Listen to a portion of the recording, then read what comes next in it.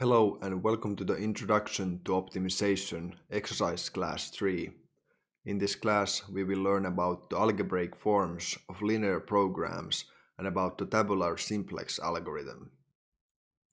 In the first demo we will take this linear problem and transform it into the standard form, and then we will solve it using the tabular simplex algorithm.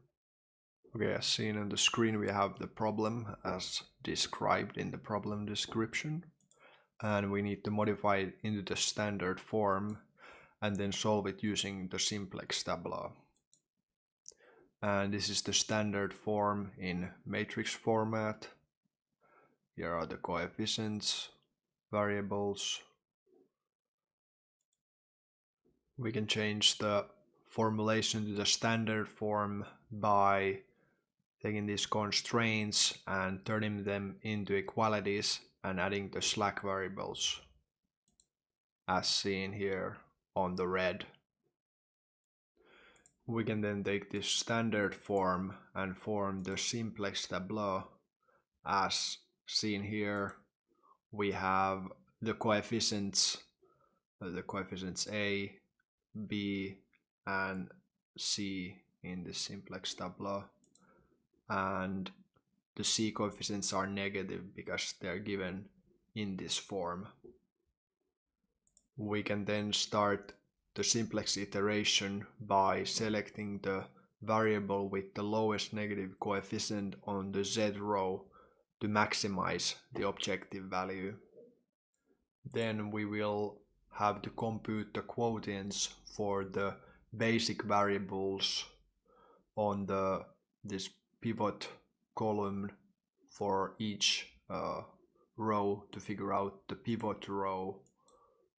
Here are the quotients for the S1 and S2 basic variables. We will select as our pivot row the smallest positive quotient, which will advance the solution as far as possible while retaining the feasibility of the solution. Next we'll change the basic variable that had the lowest quotient to the pivot variable and start the Gaussian elimination on that row. First we'll divide by the pivot variable, which is 6, so everything in this line is divided by 6.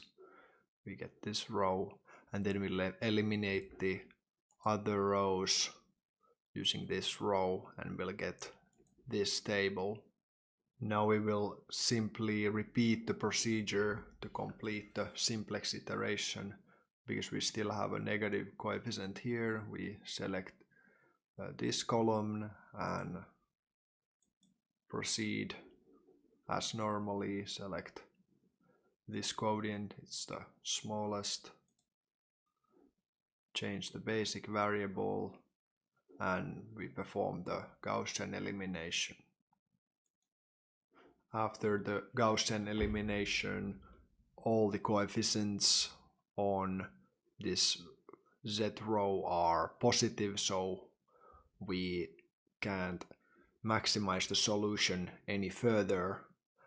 We can read the solution now from this column, so the Z value will be 18. This is the maximum, and the x2 variable is 2 and x1 variable is 2.